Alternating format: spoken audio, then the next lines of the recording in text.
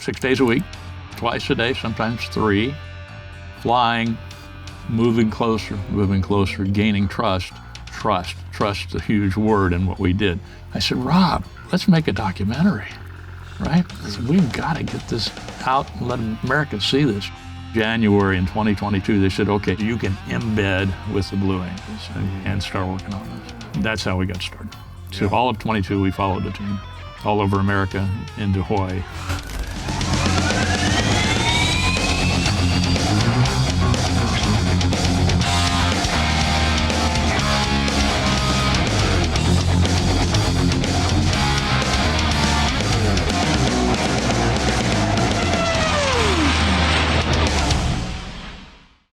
Welcome to the Fighter Pilot Podcast.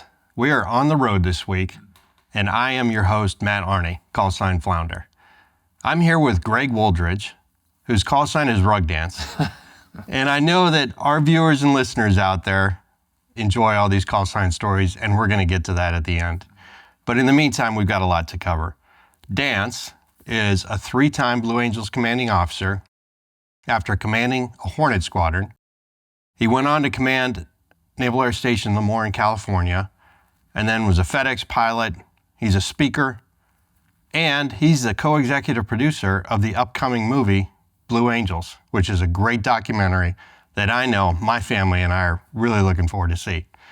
So, Dance, thanks for opening up your home, and welcome to the Fighter Pilot Podcast. My pleasure, Flounder. Glad to be here. I sit on the blues all the time, just happy. This is great. This is a great opportunity. That is so cool to get to know you. Yeah, and that glad to be here thing is so great. There was a documentary for our viewers out there, if you haven't seen it, in the 90s, and I really enjoy that theme of the Blue Angels.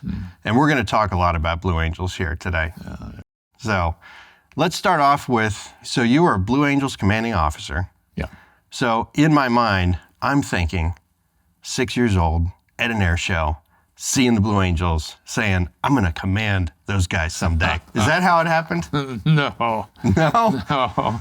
No. I grew up, in the Midwest and then a little bit on the East Coast, but the closest thing I found to flying was flying a balsa wood airplane off the top of the Carew Tower in Cincinnati, Ohio. When I was a kid, you could actually go up there and hang out when you're like 10 years old.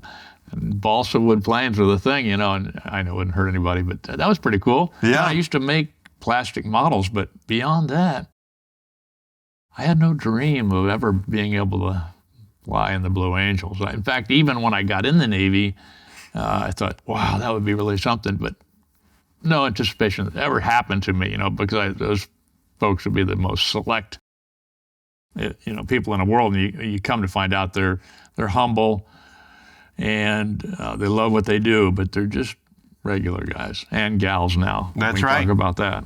So you grew up in the Midwest. I think you bounced around a little bit. So how did you get in the Navy, fly airplanes, and get to the Blues? I was lucky that I got to go to college. Couldn't afford it, didn't have the grades. Went in on probation, academic probation. Finally finished school, though, in the half of the class that made the rest of you guys look good. And it was time to go and serve, and I wanted to serve my country. I had no holdbacks about that at all.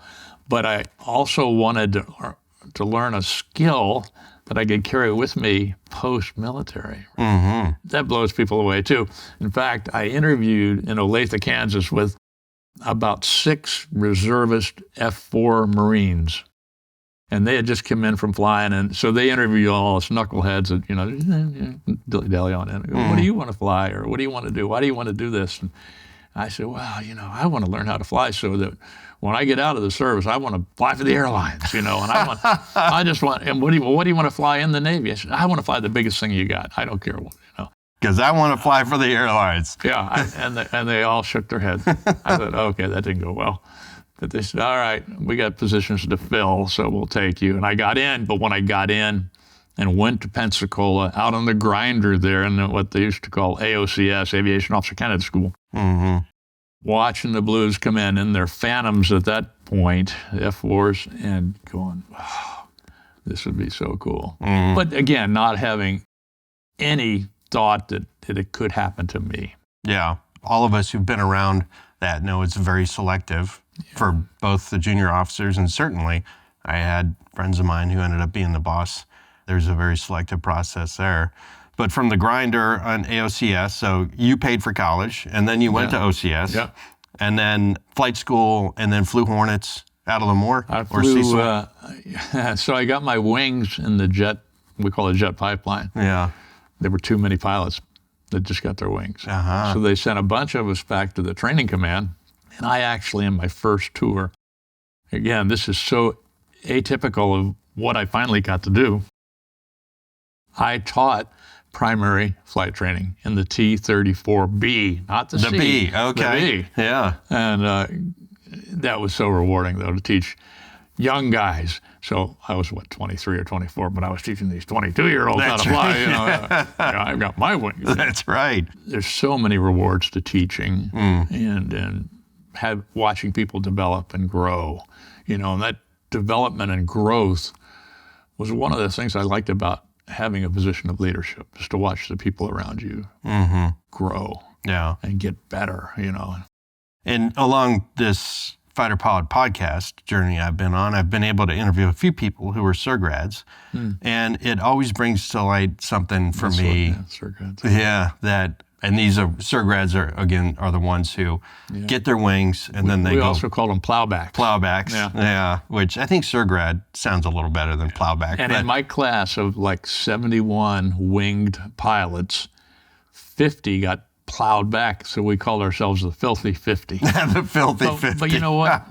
So I went in and I instructed, got like 100 hours a month in Pensacola in the summer heat. I mean, we had to go to the flight surgeon to make sure after 80 or something that we weren't going to keel over. Yeah. But that was so rewarding. And then I got A7s. To go back to what you asked. You got A7s. Yeah, I flew A7s out of Lemoore. I was an attack guy. Yeah.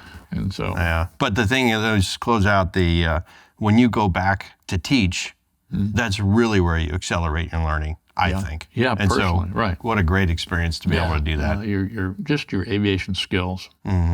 So A7's out of Lemoore. Yeah. Doing Pacific deployments. Yeah. And this is in the Cold War. Yeah. Right? So junior officer department. And then, you know, sometimes we see Top Gun or Blue Angels or the FRS or the RAG back then. So what was your path for your short tour? Yeah. I had 2 short tours teaching air combat maneuvering. Oh. So in both the squadrons, I kind of helped develop this similar air combat maneuvering routine. So in VA 127 in Lemoore, A4s, all 2-seaters, we transitioned into teaching and flying potentially what the enemy would fly against our good guys, you know, and teaching people how to not be intimidated and how to fly their airplanes to the maximum to take advantage of the enemy, right? So I got a tour with 127, and then I was getting ready to, actually, I was thinking about retiring, not retiring, but resigning, you know, getting out of the Navy. A lot of my buddies were doing that because there was a huge influx into the airlines at that point. Realize that lifelong goal. That flying a bus in the air. Yeah. I finally did it late in life, but in a different way. I thought, okay, they said, well, we can make you the assistant navigator on any ship you want. Because my letter of resignation was just about to pass, you know. And I said, no, I want to fly. I don't care what it is. He said, well, okay. So and they came to me and they said, hey, there's a squadron in the Philippines that has single-seat A4s, and they want to develop their mission around dogfighting, air combat maneuvering, teaching our good guys how to handle the bad guys and what they're liable to do. And they would like to get somebody that's done it a little bit. But, you know, they said, yeah, this is probably, you know, this is a career ender. I said, I don't care. I'm going to do it. I went over there and we developed the program. So I had 2 tours, shore duty. One of them in the Philippines, back when we had a presence out there. That's incredible. But the things you can learn doing that, too, your skills, your flight skills. And I got to go to Top Gun and get the adversary training. So for being an adversary pilot. But then back to another A7 squadron. and then to a staff job in Lemoore. Still flew a little bit, and then to Japan to command the Dam Busters, VFA 195, off the Midway. Oh, Back when the Midway wasn't a museum. Yeah, that's right. Now you can step on board the Midway in San Diego. I went through the yellow tape and found my stateroom. Did you? With the docent's approval. Yeah, okay, good. So I believe that, and we'll get to, you didn't necessarily always follow the rules in a lot of things you did. So the fact that you actually asked for approval is impressive. Yeah. In your later years. Yeah. I looked around. First of all, I couldn't remember where it was. Yeah. So I thought, well, I better get somebody to take me. Yeah. So that was the Hornet transition, was the commanding officer tour for you. Yeah. In order to ensure that I could fly Hornets, I had to volunteer to take a squadron in Japan.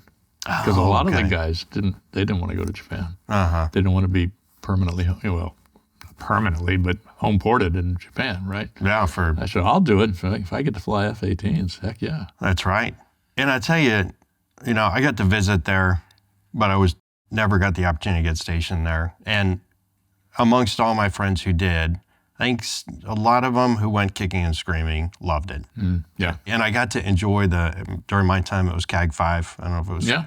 Yeah, the CAG 5 culture around the officers club, where it was really neat to see an air wing team culture like that. Yeah, out there. I mean, you don't want to call it misery loves company, but you could build, when it was so challenging to do certain things, you built this teamwork and camaraderie and love of each other as friends and trusted amigos, just would do anything for each other.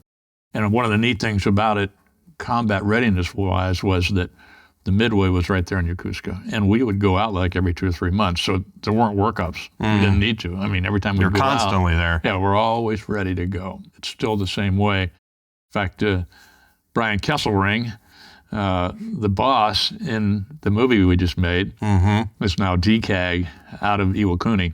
He's a CAG 5 guy now. Doing the Japan thing. Great guy. Wait till you see him in the movie. He's out of Central Casting. Yeah, he is. He's terrific. I mean, heart and soul, too. And not just that's wonderful. The John Wayne look. Yeah. So, the time in Japan was really special. So then, you're been around a little bit, maybe thinking you can finally realize that dream of the airlines. And so then how did the Blue Angels come up for you? So this is a true story. I mean, I've always had what I call second chances, and I've always had people that prompt me to do things. I'm not always individually inclined to create. But if I get a little clue or a cue, or a kick in the butt. Or a kick in the butt, or get called on the carpet and do a rug dance. But anyway, I'm reading the message board before we had emails, right? This is how we got our information. I'm reading this, the Blue Angels are looking for applicants for a boss position, post command, or having had command or being in command of a fleet squadron. I just, it's just one of those little dreamy wishes, would that be something, Okay, next. And I mentioned it. Hey, you know what? The Blues are looking for a boss. Wouldn't that be fun? And I said, but they will never pick me in a million years. And they said, come on, Skipper, you got to apply. You'd be great at that. Plus, you'd get us front row seats at the air shows. And it did make me overnight think, when you are presented opportunity, if you never set sail in that direction, you'll never know whether you could have achieved it. Those opportunities, they will fall into your memory as the ones you didn't take, what that could have been, right? So I thought, what have I got to lose? And I applied, and Jim Buren gave me a recommendation, my CAG, great guy, and somehow I got selected.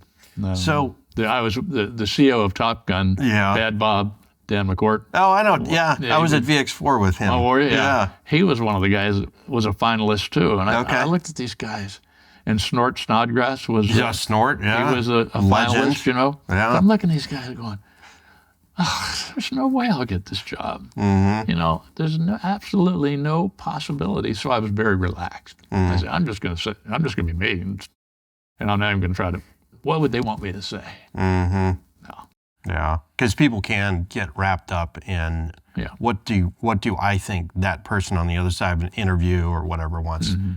What do they want to hear? Right. As opposed to just bring your genuine self. Bring yourself. And if it doesn't work out, then it's not meant to be. But at least you tried. Yeah. Yeah. But it worked out. It did. And so, again, through my experience, a lot of friends of mine rushed the Blues as junior officers. And so there was a lot of going to air shows where the Blues were. And I think it's the two-way street of getting to see beyond the veneer of what life is actually like for the Blues. But also the interviews are happening all the time because the Blues want to see who you are. But that's at the junior officer level. And first of all, is that an accurate description of how a junior officer kind of rushes and applies for the Blues? Yeah, we asked And them. then secondly, how similar is that for the commanding officer position? It's different for the boss position because, you know, you can't just take an airplane and go to an air show. It's more your reputation and how you handle the interview with the final board, with the ex-Blue Angels, flag officers. It's different from selecting the wingmen. The wingmen are selected by the current team. They come in and they sit and they get interviewed by the current team. But for the flight leader, you sit before a board and get selected. A lot of the same questions are asked. The wingman, though, that interview is pretty tough. And one thing that amazes people when I tell them about the selection process is that the wingmen are selected not based on flying skills. It's not what your landing grade on the aircraft carrier was. You need to be competent, but you don't need to be the best there ever was. What we would pick people on was their personality, their sense of humility, their sense of purpose. And like you said, when we would ask them to come to air shows, the junior officers that were applying for wingman positions, and just, hang around and see what we're doing and look at that. We would look at a couple things. We would want them to be just as interested in what the supply officer does as what the boss does, right? We don't want this little puppy dog thing around. Is that too harsh? I mean, but, don't be chasing after the leader. Find out what this is all about. Talk to the troops. Find out what it's like. What are the challenges of being a Blue Angel? How can you, coming to the team, make the team better? We really needed to know what creates a great team. And so we looked at that for people. We didn't, because of the training process, how structured it was, so that we could train them how to fly the airplanes. Yeah, that's interesting because I was going to tee up a softball of when is the flight test part of the application process, but it's amazing. There isn't one. There isn't one. Because you do have to show some strength because there's a whole nother story about the springs that pull the stick away from you to give you a real exact feel and to be able to fly upside down without pushing the stick forward, just releasing all the back pressure. That's why we put the springs on there. It's about a 40-pound pull. As an applicant now, it wasn't, in my day it didn't happen either, but you have to be able to hold the stick for 30 minutes. Oh, So, interesting. Yeah. So that's a part of the thing. Okay. But no flying. Yeah. So you mentioned a part that I'd really love to hear your perspective on from the commanding officer of the Navy Flight Demonstration Squadron, the Blue Angels. And we think about the pilots, we think about those shiny airplanes. How does that happen? Who's making all that happen? The 120, 130 young men and women, Navy and Marine Corps, and a couple civilians that really helped out from Boeing and others.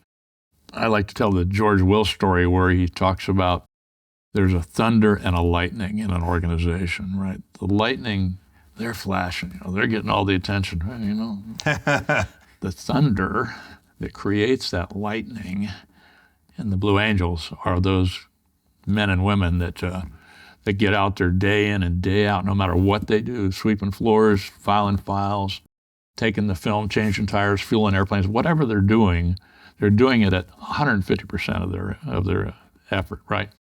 And we respected each other for that. So yes, there's a flashing lightning, but the thunder is what makes it happen. And we always expressed great respect for each other in that regard. And what that built was a sense of ownership. When the air show is flown, people come up to say, and anybody in a blue suit, a blue uniform with the Blue Angel crest was looked on as having made that happen. And because we shared respect within the team, there was that pride of ownership, that sense of owning the outcome. So in any world that you're in, corporate or whatever, if everybody feels like they have a bit of ownership of the outcomes, and that's created by respecting what each other does. Mm-hmm. Truly, that everybody's got a role to make that show happen. Sure. And even on the maintenance side, and I don't know, is this true across where I had sailors who were applying for the Blue Angels on the maintenance side too? So it's that, again, that kind of rigorous application process of fit and competence as well. You had to have someone that knew of you or knew you.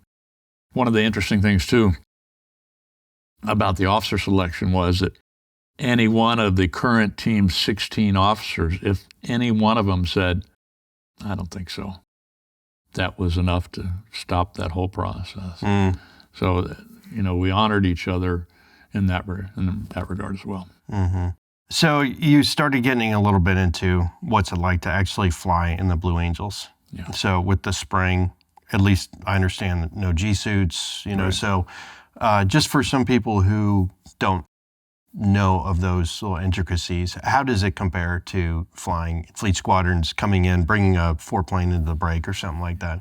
Well, it's what you did day in and day out at its most demanding style, So you had to train to it. You had to build yourself up. And we had those 10 weeks in El Centro, in the desert. It's not like the public sees us at Charleston or someplace, wow, that's really something. How do they do that? Well, we train, 10 weeks, 6 days a week, twice a day, sometimes 3, flying, moving closer, gaining trust. Trust, a huge word in what we did. You had to have trust. So trust is created by having a cadence that never changes, so that when the boss says, come left, okay, and on the K and K, your right wingman is turning into you without you moving, knowing that on that okay, you're going to be moving. And that's why it looks like we're welded together instead of a ripple. So in those 10 weeks, you go a long way to create the trust, but also the skill. The skill is just, it's learned. And that's why we say that we could teach any naval aviator how to do that, almost without exception. Yeah, so you're based in Pensacola, Florida. Right. So you mentioned 10 weeks in El Centro. Right. At this point, you're bringing on new members. So how much of the crew are you changing out? Well, half of the flying team changes. And they actually come in about September, October. They get a great onboarding. I did, as a boss, got a great onboarding where I just sat around and observed for about 6 weeks, because there's a lot to try to understand and to really get wed to the culture, that culture of gratitude and trust, all those things that created excellence. So you bring them on. There's going to be 3 out of the 6 planes in the formation. There's going to be 3 new pilots. So you have to select 3. So you bring them on about October. They hang around, not getting too involved until about after the change of command, then fly maybe 3 or 4 times a week until the 1st of January or 2nd. And then you fly the team out to this Imperial Valley of California, the desert, El Centro, and start flying twice a day. But you leave family behind. There's no your car stays behind, your dog stays behind, the kids stay behind, and that's left up to the spouse. And that's an incredibly hard job. But what we have to do is incredibly hard as well. So the distractions have to be limited, so you can just totally focus on learning how to fly. For the air crew, for the people flying, it's 2 years. Yeah. And it's 10 weeks gone in El Centro at the front end of the season. And then out of 365 days, we've already taken 10 weeks off. So how much more time is on the road? It can add up to almost 300 days out of the year that you're gone, really. Yeah. And I want to go back to one thing in the Thunder, not just the Lightning, but in the Thunder, that's about a third of the team changes. So this is about a 3-year tour. Okay. 2 years for the officers and 3 for the men and women that make it happen. That's right. We just borrow their airplanes. Yeah. And that's because, they're on the road as well. You're taking some contingent on the road every show. Yeah. Along with Fat Albert. Yeah. Yeah. That's a great asset. Oh, man, to be totally self-contained, where you don't have to ask anybody to bring all your stuff. You can bring all your spare parts or your tools. And most of the team members that come to the show site with you, generally, I think it's 30 or 40 now, everybody fits in Fat Albert, and you just go out there. I've seen those folks change an engine overnight. And actually I remember distinctly in Eugene, Oregon, having an engine that needed to be swapped out. So they flew, I think, to Lemoore, where we had F-18s, picked up an engine in the C-130 early in the evening, brought it back about midnight into Eugene, and by the next day, that airplane was up and flying. It's incredible. That's another cool thing and the Marines that fly that airplane are top-notch, and fly it and crew it, because it's crewed by Marines as well. Mm-hmm. Now, that really is incredible. And I remember, I think it was one show where Judge Hoskins was flying, I think after you. After your time. Yeah. But I think it was him that I witnessed where he had to land, swapped out airplanes, took off again, because the maintenance crew has got things ready to go, whether it's working the spare or working overnight to fix any problems. Because you guys a lot of times do 3 shows, Friday, Saturday, Sunday, right? Absolutely. Yeah. And Thursday is, if it's east of the Rockies, because we're in Pensacola, Florida, if it's east of the Rockies, we'll fly out on Thursday, get there hopefully by noon or 1 o'clock, land, get a drink of water, talk about where we are and what we're going to do. We'll go out and get our checkpoints, which we'll go out in 2-plane formations to get our checkpoints, our visual checkpoints, because every one of the 6 pilots has like a half a dozen to a dozen checkpoints, visual checkpoints, a center point with a mile, mile and a half, 2 miles, wherever the maneuvers are going to take you, that you can reference something on the ground. So we would do that first, come back, land, talk about the checkpoints, and then say, well, let's practice. So now you're flying Thursday. You're flying en route on Thursday, so maybe 1 or 2 flights. You're going to go out and circle, we call it circle and arrival, another flight, and then fly a practice. All in one day. On Thursday. And then you're going to fly. You start off the morning in Pensacola, and now you finish in, Des Moines or whatever, Quad Cities or something. And then you do shows probably Friday, Saturday, Sunday. And then you're flying home on Sunday after the last show, generally. Okay. So that's East Coast. That's if you're going east west of the side. Rockies. If you go to the West Coast, what the team does now is they generally in-flight refuel to get to that destination. Once they get to Seattle or San Francisco, Miramar, they'll generally schedule a 2 or 3 week west of the Rockies stint where they're gone. They're gone from home, but they're flying from show site to show site. I see. Fat Albert flying along with the 6 somehow, or no? We usually, to make sure that the team on the ground is going to catch the 6 planes, Fat Albert would go ahead, lead us, go in front of us, take the crew, get the stuff unloaded, and be ready to capture the 6 when they arrive. Yeah, okay. So that's the kind of mechanics of the shows. Yeah. So let's get back into the actual piloting the show from the CO perspective, from the boss, I'm sorry.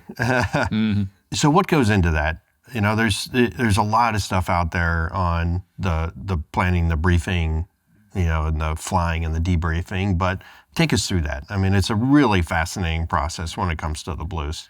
First of all, you go into the brief with what you know you can do, and sometimes you go in carrying with you something that you haven't actually done yet, but you have the belief that you can do it. So we go in like mid-season, we will go from like 3 feet apart in some maneuvers down to 18 inches because we've demonstrated that skill. But again, back to trust, the trust in each other. At 18 inches, we're going to be just as safe there as we were at 36 inches apart. So you bring that into the brief, right? And just for context, when we say that you're flying 3 feet apart and then down to 18 inches, So, 3 feet. What is on this side of the 3 feet and what is on this side of the 3? It can be my wing over your cockpit, Yeah. 3 feet, right? I mean, so what does that mean? I mean, it's a lot of your wings over in my airspace. That's right. And with 4 airplanes all wedged together in a diamond, a lot of solid stuff, metal and plastic and whatever else, within a very small footprint. Yeah. So that 3 feet is a distance between your canopy and my wingtip. Now you move down to 18. And in the movie we'll talk about, wait till you see what we show you in the movie. I can't wait. Yeah, I mean, how that happens and how the team takes it even a step closer. Oh, that's neat. So, okay. Yeah, so good we little teaser. Yeah, we get into all that, but when we go into the brief, we want to assess everything that could go wrong, risk mitigation ahead of time, right? And look at the weather. We can do a high show, a low show, or a flat show based on the cloud cover and the distance between the clouds and the ground. Because some of the maneuvers go over the top, that's a high show. Some roll, that's a low show.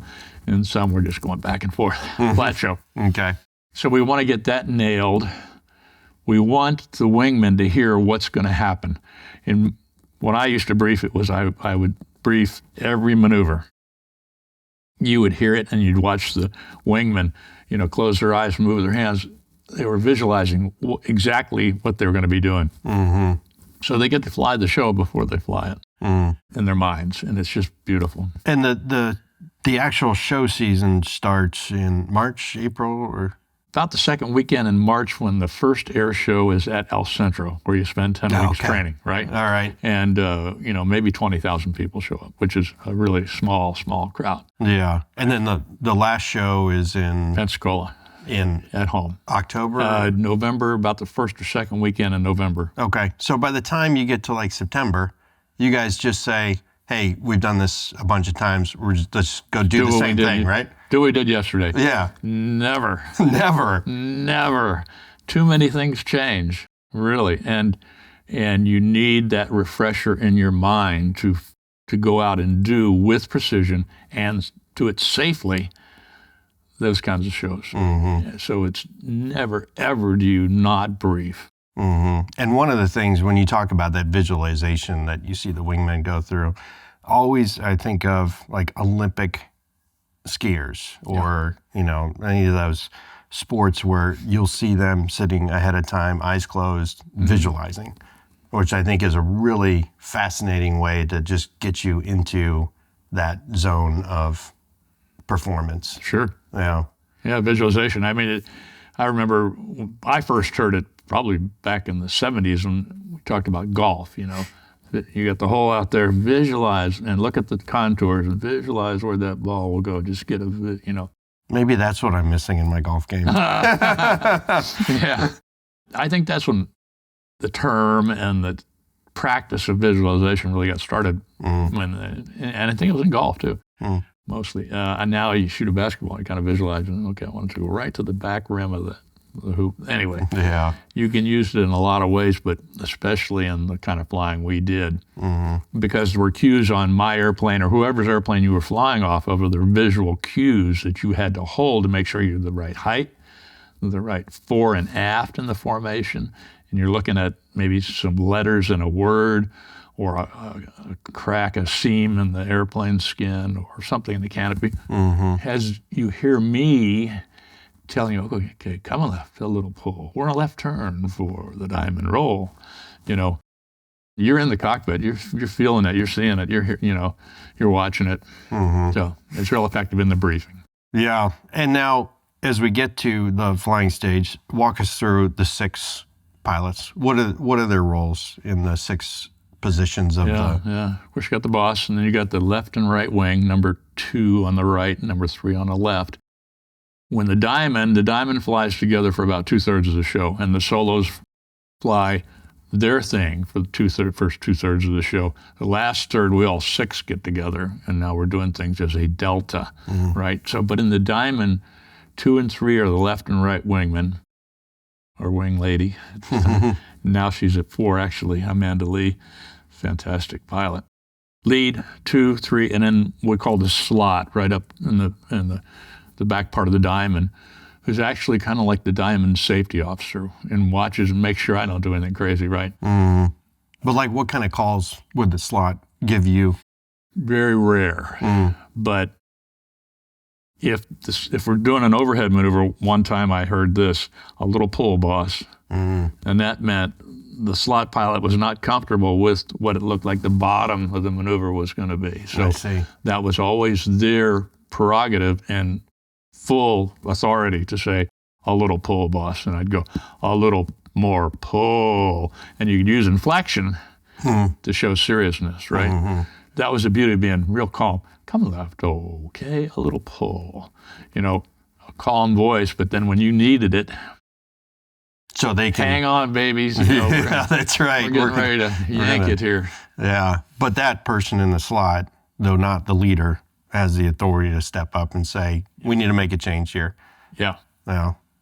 And then, so two and three, Yeah. you said, so one of them is kind of setting formation, and it's amazing when we watch the cockpit video from documentaries, and I'm sure this one is going to be incredible with the videos, that you see these pilots just like, I don't know how they don't come at us with severe neck issues, because they're just frozen in that position for that long a time. It's very, very tough physically. Yeah.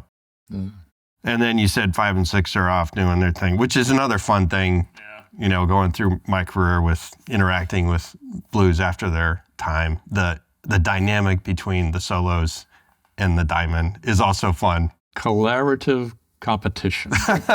You know, we're there to get it done, but we're going to compete in a fun way. Yeah. Right? And the solos are the ones that are going out getting 6, 7 Gs all the time, you know, just really, really stressing it, the body and the airplane, and doing some really highly dynamic things that are so much fun. So a little bantering between the diamond and the solos. Yeah. Always good. That's good. There's a lot more to flying it and such, and so maybe we just defer to the documentary for a lot of that stuff. You know, it's got a lot of great stuff in it. Does it? Yeah, I'm sure. It'll provide a roadmap for anybody that's really interested in it. So you guys get back, you high five, say, we'll see you tomorrow. You know. Yeah. You know. Yeah. No, that's not the case. The debriefs in the Blue Angels were unlike anything I'd seen in my 20 years in the Navy before that. It was an incredible giving of oneself through transparency and powerful vulnerability. You know, you were showing power. Power is not the right word. It's rich and strong and valuable vulnerability that lets you be seen without fear, right? So we would dissolve that fear that you have in a lot of workplaces about telling people what you had done, maybe where you came up short, right?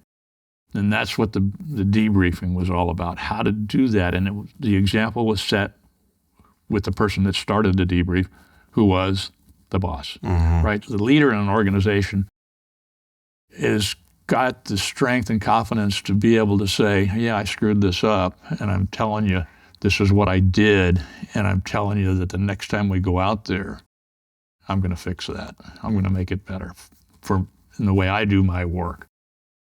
You make that promise, and then you go to one of the wingmen, the next wingman, in our case, it would be number 2. That's it. Okay, how'd you feel? And you give a general impression. It was a little bumpy out there today, but I thought we handled it okay. The weather was just kind of what we thought it would be. But here were my safeties. These were my mistakes without fear. Total transparency and accountability. I'm holding myself accountable, and you can hold me accountable because I made these mistakes. I was 50 feet low at the cross. I'll fix it. I'll fix it. You make that guarantee that you're going to fix what you came up short on. And that keeps that trust right at the top, right? So if everybody feels like they can open up and that example is set and the culture is developed around that trust, then you get things out in the open that you would never find if there were fear, right? And that's the coolest thing about the way the Blues debrief And you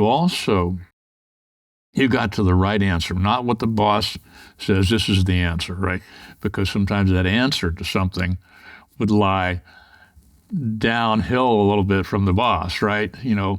I remember finding one time the supply officer, a brand new ensign, coming up with an answer that none of the rest of us thought about. And it was just perfect. But it's the way we debriefed, the guarantee that everyone would get to talk about their day in that evolution, and that they would be respected and honored for doing it in a forthright and open way. Mm-hmm. Interesting you bring the supply officer in, because was the supply officer one of the ones who was observing at Show Center? And so you're not only getting the debrief from the six in the flight, but you're getting it from everybody. And sometimes the supply officer wasn't on the road. Most of the shows, he or she went, but not always. So it's whoever's there. So whoever played a part in that air show, in that flight demonstration. Here's an offshoot of that, of being at Centerpoint, was the maintenance officer. The maintenance officer who's in charge of all the ground troops, right? All the troops on the ground there.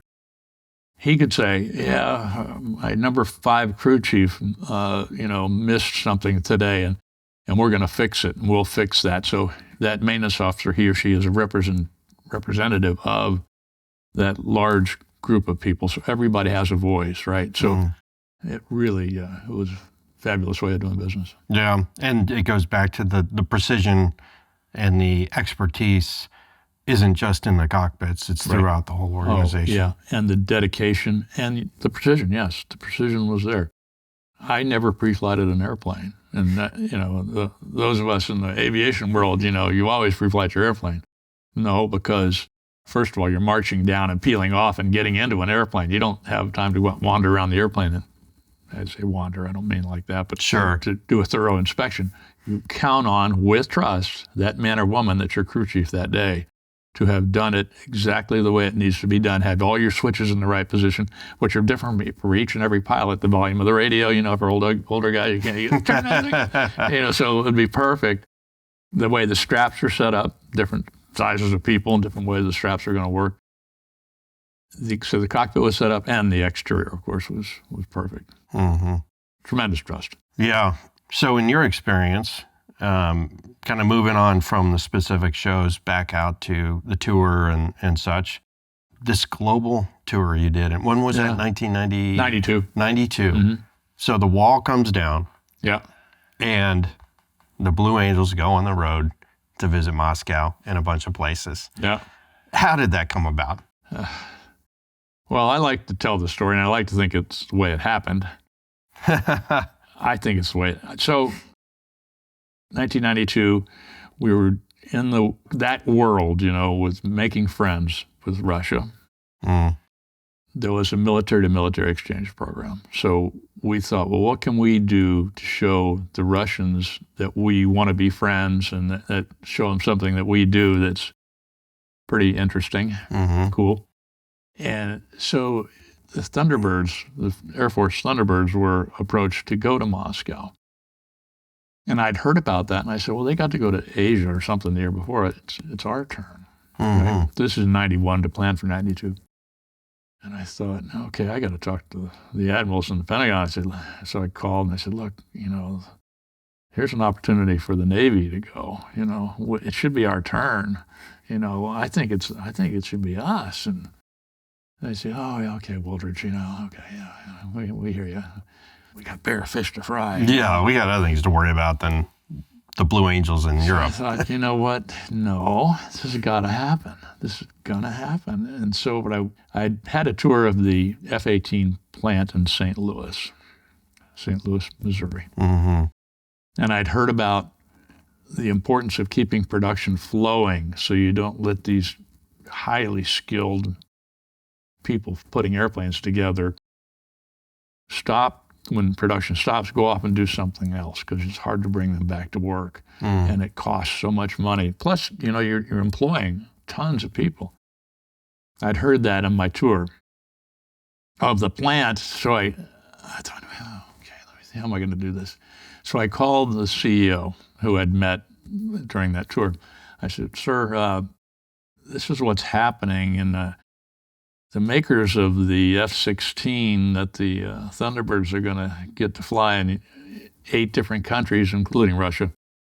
That company is going to get to show off their planes for that, that foreign military sales and keeping the production line going." I said, "Boy, wouldn't it be nice if we could just take the Hornet over there and show that same opportunity to McDonnell Douglas then, now Boeing?" And he said, "Oh, yeah, that would be great." I said, "I don't know." He said, "I don't know how we get that." I said, "I bet your senators from Missouri would love to see the people in the northern part of the state around St. Louis stay fully employed and have those jobs cemented by the fact that we got some more foreign military sales." He said, "Oh, wow. That's an interesting thought." I said, "Well, just think about it. I'm here if you need me." By the end of the week, the Blue Angels were going to Moscow. So, I don't know. Yeah.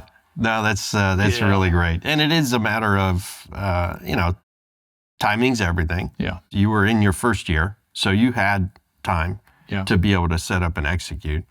And you had that ability to understand how to influence through the matrix of the bureaucracy and so there's a lot of power in being able to do that, which is great. And so you guys take off was it near the end of the next season, or what? It was in September, if I remember correctly. Okay. And what was kind of cool was in July, I think we had flown an air show in Hillsboro, Oregon, the Oregon International Air Show, or it might have been called the Rose Festival Air Show at that point. And the Russians had flown 2 of the Russian Knights into Hillsboro from Russia, across the northern route through Alaska. Okay. And so those 2 guys did a show at Hillsboro while we were doing our show, and we got to meet them. It was their bosses. By the way, his first name was Vladimir, so we just bummed around a little bit and talked, and I said, "And we're going to come and see you in 2 months, right?" So when we flew there they were. It was so darn cool. That is cool. But first you went to Stockholm. Yes. Which I was the attaché in Stockholm, so I could just imagine welcoming the Blue Angels into Stockholm and doing a show. In the city of Stockholm, you did the show? We landed in Tullinge, I think it was called, south of Stockholm, and that's where we flew the show, but we stayed in Stockholm. Got it. And we flew from Loring, Maine, nonstop to Stockholm in an F-18. In dry suits. In dry suits. How did you fit the dry suit under that already skin-tight flight suit? The Navy had blue flight suits. Okay. Loose fitting, and that's what we wore. We put our patch on it, but we didn't wear the really trimmed down. So yeah, got it. Okay. So in-flight refuel 7 times. 7 times to get there. It was about an 8-hour flight, I think. Okay. So you did Stockholm, Sicily. Well, we did Stockholm first, and then we went to Finland, and then, across, what was interesting was the Eastern Bloc countries, Bulgaria and Romania, as well as Russia. That's great. And there was some England in there, too, I think. England, Italy, Spain. We flew a show in Seville. Seville. That's beautiful. What a great adventure. It was. 2 months to do. 1 month. 1 month to do 1 8 month shows. to do what we did. Took us 2 months in the States. So we flew twice a week in foreign countries with different flight rules, different measures of altitude, meters or feet. It was challenging, but a lot of good planning up front really made it work. That's good.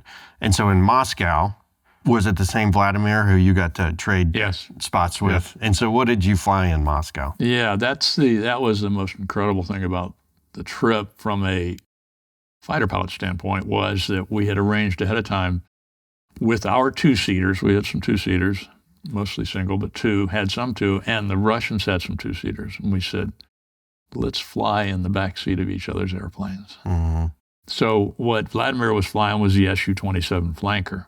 So I got to ride in the back seat of his airplane and see that, and he got to ride in the back seat of mine. That's great. It's just amazing. And really quick, so you got the 6 Blue Angels, plus did you bring 2-seaters with you? Yeah. So you had 8 aircraft going over there, plus Fat Albert. Yeah, Fat Albert and another C-130. So we borrowed another Marine C-130. Yeah, I got it. What was it like flying the Flanker? Oh, man. That's the most powerful airplane I had ever flown in. Mm-hmm. Just a beautiful Because you never airplane. got to fly the Tomcat.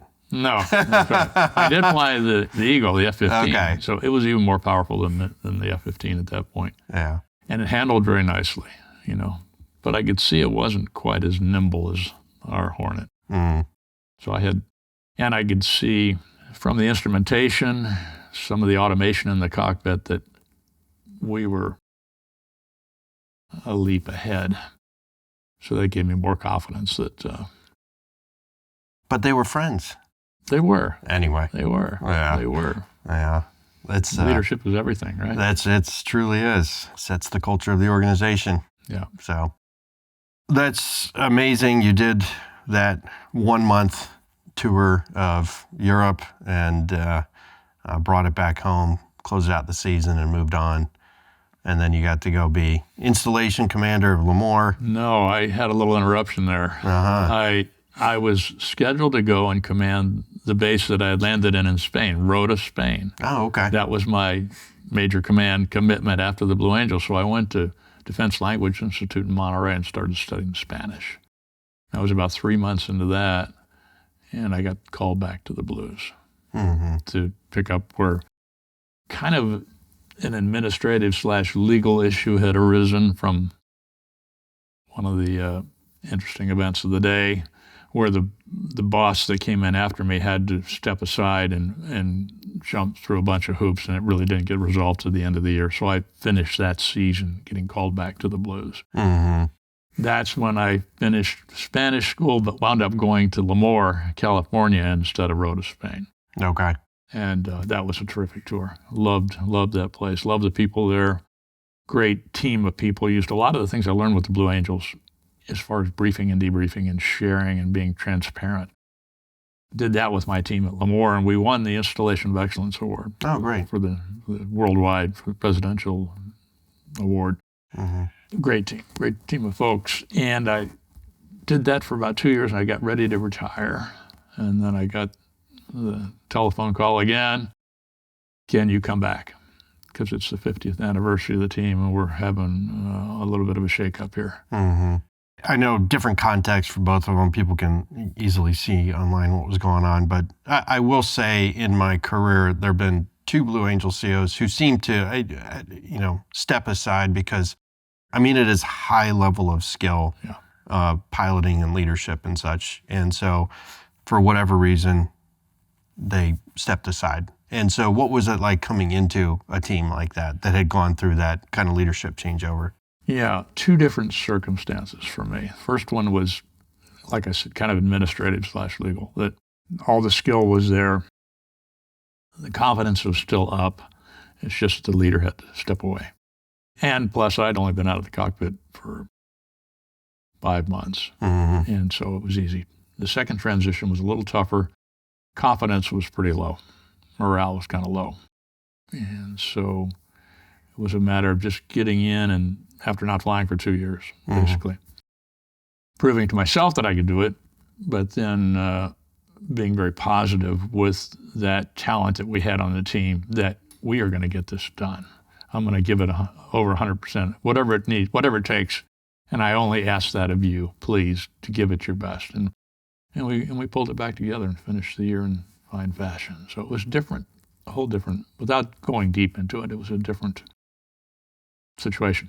But yeah, certainly came out fine. And as leaders, we're always up for the challenge, and so interesting lessons and challenges there. So finally finished up, retired, FedEx, all that good stuff. So how many Hornet flight hours, or how many, not Hornet only, but how many flight hours in the Navy did you end up with? 8,300. 8,300. Yeah. I was just a bagger. We used to call them baggers, right? Everybody goes out and either bags landings or bags flight hours. And I was like the extreme bagger. And that brings me to a quick 15-second point. What would I have done differently? I think, in retrospect, with my career and my life in the Navy, I wish I would have been more attentive to my family. I wish I'd have put my family first instead of my job and career first. And I would have been probably a better officer. I would have been a better example for the people around me, and I think the organizations that I was in would have been better, especially as a leader, but even as a wingman, if you will, had I had that approach to life. Yeah, that surprises a lot of people, but that's... Again, interesting bit of humility and reflection. For that 8,300 hours, yeah, big number. Love to fly, but I could have done some things differently. At what cost for some of them? Right. I mean, I'm sure you injured Weekends. a few JOs when you grabbed them off the ladder and pulled them down to get in their I cockpit. want this airplane. or flying on weekends. Yeah. Which, there's a time and place for it. Yes. But sometimes, yeah. Well, good. I appreciate that message out there, because that's the same in business. You see people, I got to be on the road because it's more important for me to be on the road, getting deals or whatever it is. Work that 14-hour day or whatever. Exactly. People need to think about priorities and support each other in their relationships. That's good. Yeah. So how did this documentary come up? All right. One of the things that I get to experience Top Gun Maverick a little bit behind the scenes, so got to understand a little bit more about what a producer is. So how did the documentary come up, and what was your role in this? It'll be 5 years ago in June, this coming June. I called Rob Stone, the guy that had made Blue Angels Around the World, Speed of Sound, a Cable Ace Award-winning movie in the 90s, with my team, Rob following us to Moscow, and people still refer to that documentary, like full length, feature length. And so in 2019, I'm thinking, okay, in 2021, the team will be in their 75th anniversary. They'll start flying the Super Hornet, a bigger airplane, more powerful. I said, Rob, let's make a documentary, right? I said, we've got to get this out and let America see this. In my heart of hearts, it was a trying time for America. We were going in opposite directions on a lot of things, and people weren't as happy as they could have been in a lot of cases. I said, let's do something to bring joy. And I said, there's nothing, and of course I'm biased, but there's nothing more joyful than watching 6 blue jets fly around in precision formation, watch that kind of, create that kind of impact. I said, let's do it, and let's celebrate the 75th year of the team. I said, I think what we want to do is go to corporations. So we went to the major corporations that are military friendly, if you will, Boeing, USAA, Southwest Airlines, some of the others. So we thought we would build this around just us doing this documentary, a small scale, maybe less than $1 million project, right? We had a lot of companies that believed in what we could do. So Rob and I went after it. And what we had to do first, though, to even embed with the Blues, and embedding with the Blues, in my case, was the best way to do this, because I enjoyed confidence with the team, right? They knew that I knew what a distraction would be. That's right. And what could be a safety issue, and that I would not, even go there or even try that. So that was a good marriage right there. But the hoop to jump through was an organization within the Navy called NAV Info West, part of the PR, the public affairs side of the naval information side of the Navy. And they had 3 criteria. One is you had to show content and purpose in what you were doing, and it had to be favorable to the Navy. The concept had to be approved. And we told them about what we wanted to do. And oh, by the way, it has a great impact on recruiting. Of see course. this positive stuff about the Navy and Marine Corps. They loved our concept, but then they said, okay, prove to us that you can get it produced and distributed. So that meant money, kind of money over here too, right? So 3 things, 3 hoops. So we were doing okay with concept, loved money. We were getting money. We were going to get money, but how to distribute it. And that's when I met Kevin LaRosa. I went up to Tri-Cities, Washington to be on set for the filming of Devotion with all the old War II and Korean War airplanes. It was so cool. And he was doing the aero coordination there, and I gave them a keynote speech about how the Blue Angels worked and how we achieved a safe outcome day in and day out. Okay. And he said, and I'm not exactly sure how I got hooked up with him. I think it was through another fellow that had just made Brian Terwilliger had made a documentary that he'd done really well with, and I think Kevin had flown with him. So he said, get a hold of Kevin. So I got a hold of Kevin. We did that. Kevin said, what else are you doing? You got anything else going on? I said, yeah, I want to make a documentary, but the coronavirus had hit, right? All these enthusiastic supporters of the documentary kind of duct taped their wallets, because we didn't know what the world was going to turn into. That's right. So I said, that's where I am, Kevin. I want to get this done. He said, wait. He said, I've been working on Top Gun Maverick and Devotion with Glenn Powell. And he grew up with a Blue Angel poster on his wall in his bedroom. He loves the Blue Angels. I got to hook you up with him. Mm-hmm. So I got a hold of Glenn. We got a hold of Glenn. And now we went into, Glenn said, oh, this is great. You guys got to do this. We got to do this, right? Mm-hmm. So he said, I'm going to put you in with the Creative Artist Agency, the best agency in my mind in LA for talent and ideas and productions to get them started, right? Glenn Powell said, I'm going to get my agent to get you guys interviews with various companies. So we get in virtual interviews, right? On the screen, everybody's faces. We present to David Ellison at Skydance, Larry Ellison's son from Oracle. He has a great production company called Skydance. He said, I love what you guys are going to do, but I can't pay for it. I said, okay, all right. And there were a couple others. 30 West was one of them, and they actually wrote a contract, but at the 11th hour, that went south. And then we got a hold of Zipper Brothers, Glenn Zipper, who was working with Bad Robot, who is owned by J.J. Abrams. Hannah Minghella is the president of film at Bad Robot. She's terrific. Legendary director, her father. And Glenn Zipper said, we got to have this. We got to make it happen. And then we found John Turner at iMax, who said, had the president of documentaries at iMax. He said, I want to make our first feature-length documentary style movie. Oh, wow. Not just a 30 or 40-minute doc. Make it into a movie like Top Gun Maverick. He said, in IMAX, with the power of F-18s zorching around the sky and the unique individuals, and do it in IMAX. He said, I want to do this. And so we signed him. He signed on, and the first time I took him out to the 50-foot high-speed pass overhead, he said, oh, yeah, this is it. We're going to do this. And we got going. And so now we had production, we had distribution. So every IMAX theater in the world can show this, for a week. So the Navy was, okay, let's work on this. So they worked it over. And about the end of January in 2022, they said, okay, here's your PAA, your Production Assistance Agreement, which means you can embed with the Blue Angels and start working on this.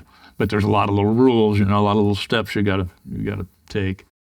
That's how we got started. Yeah. So all of 22, we followed the team all over America into Hawaii. So this was 2022 in that season that you followed them from the kind of when the new pilots came on board, or? Yes. And there were a couple that you'll see in the movie that we tracked closely.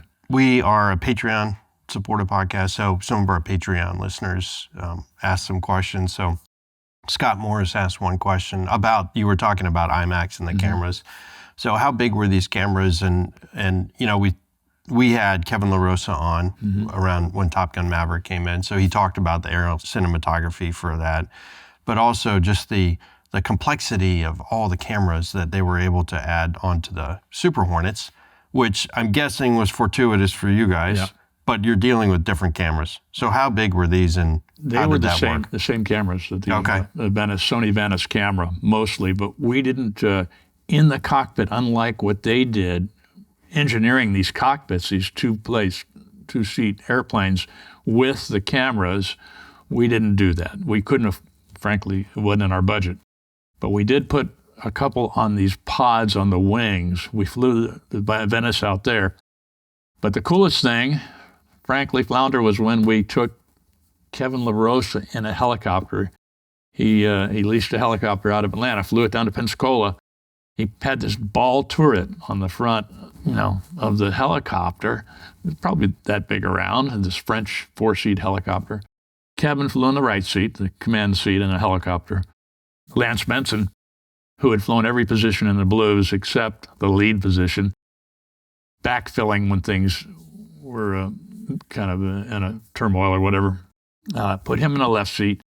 Michael Fitzmaurice in the back, operating the camera, actually moving the turret, catching the shots. We put that helicopter up in a flight demonstration. And I was in production almost every place we went. And that my eyes are about that big around. I went to the boss. I said, look, I don't know how you feel about this, but if I see you call a no maneuver, which means it doesn't feel good what we're about to do, I fully support you, and I can see why you would want to do that. It was so well briefed, so well understood where the helicopter needed to be to see these planes in flight that it came off flawlessly. Wow, amazing. And that, in this movie, those scenes were the most unique things that you'll see in the movie. And we used the Phantom camera for that 10,000 frames a second on a couple of the flights to give you this slow motion stuff that you'll never see again. Oh, that's incredible. And the combination of the professionals from G. Kesselring and the Blue Angels, Kevin LaRosa, and his professionalism and his eye for where he needs to be at what time. Spot on. Truly a great team, and I cannot wait to see those things. Joe Kunzler asks about Lieutenant Amanda Stalin Lee. Yeah. So he asks, do we see her first? Is this her first season? 2022 it is, but we actually dribbled over into 23 a little bit in production. Production, this is the window. In our case, was about a year, but it went a little bit longer as we went back to El Centro and watched her train a little bit with the team and actually get out there and fly her first show as the left wingman. Okay. So yeah, she was. You'll see that. And there are some scenes in this movie that you won't see again, and that's centrifuge training. I mean, we take it down to bare bones centrifuge training, and what happens there, it's going to blow people away. And a couple other things. I mean, the whole movie is full of surprises and great challenges. And well, I want to give enough to whet the appetite, but don't want to divulge everything. So, Jevan Diva, our last question from Patreon, asks, were there any in-flight emergencies that we show in the film? And we talked about the maintenance crews able to really, work to get airplanes going. And there was one when one of the planes lost radio comm.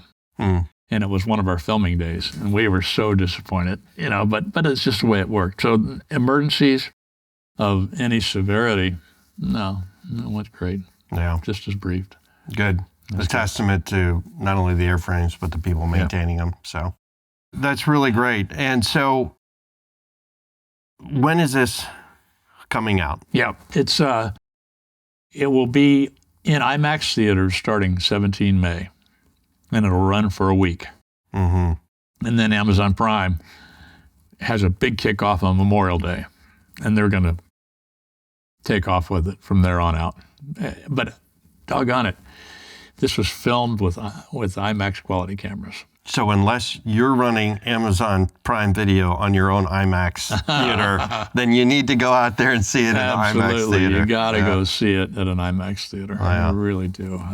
And we're recording this at the end of March, so if everything works out for our schedule, we are actually going to release this on May 17th. So, oh, wow. So if you're watching this, you're either preparing yourself to go see the movie today, or you've come back from the movie and you want to get a little bit of the backstory. Yeah. Cool. Yeah. That's great, Flounder. Thank you. Well, that's wonderful.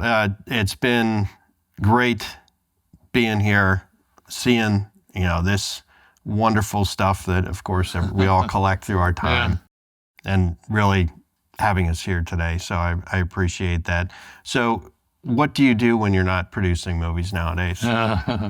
Well, I still do public speaking. I go out on the road, talk to corporations, talk about high performance, talk about trust, talk about team building, and leadership. what it takes to lead a high-performance organization. And how the Blue Angels did business, which was so unique, particularly the debriefing, how that can be applied to any organization. So I get to do that, and that's just so much fun. And because I did it not only once, but 2 or 3 times, I got to see the power of it. You can see I'm passionate about it. So that for me is terrific. And I've got some other ideas, maybe, of course, maybe in the film arena, but that's good. Well, we look forward to seeing what might come out. So where can people kind of follow along with what you're doing? Yeah, in my public speaking, it's with johnfoleyinc.com, Foley, John Foley Inc., who was one of my wingmen on the team. He's got this great speaking organization, but that's where you can find me there. You can go rugdance at comcast.net. You get a call sign, you don't like it, and it sticks like glue. And now everybody knows it. So if they want to find me, they just email me at that address. But those are the best ways. So to close out, where did it come from? No. Where did rug dance come from? A rug dance. A rug dance is what you do when you get called on the carpet in front of the boss's desk and you're getting dressed down, if you will. And you're going, yes, sir, I shouldn't have done that. And your feet are sliding back and forth, called on the carpet. That little bit of a foot movement is called a rug dance.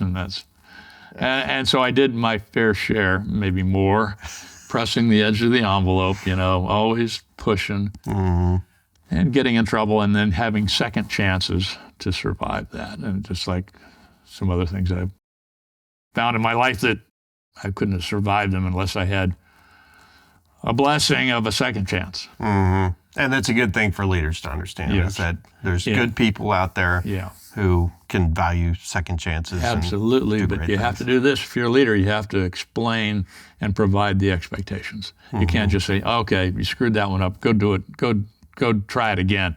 No. Expectations, training, time, tools, the skills, make sure they're given that second chance with a real sense of the fact that it's going to get done. Mm-hmm. With I'll fix it, boss. Glad to be here. There you go. Exactly. That's right. Awesome. Well, great. That's awesome. Hey, thanks. I appreciate it, Dance. My pleasure, Flounder. I enjoyed it. Thank you. All right. And thanks for watching today on the Fighter Pilot Podcast. And enjoy that Blue Angels documentary movie. Hey, thanks for watching this episode of the Fighter Pilot Podcast. I hope you enjoyed it and learned something new. I still do every single time. Now, in case we had some jargon that you didn't understand, head on over to fighterpilotpodcast.com, where we have a glossary that explains commonly used military aviation terms. And while you're there, check out the merchandise and books that we have for sale, as well as the blog that we call Musings. So, thanks for joining us this week here on the Fighter Pilot Podcast. So long.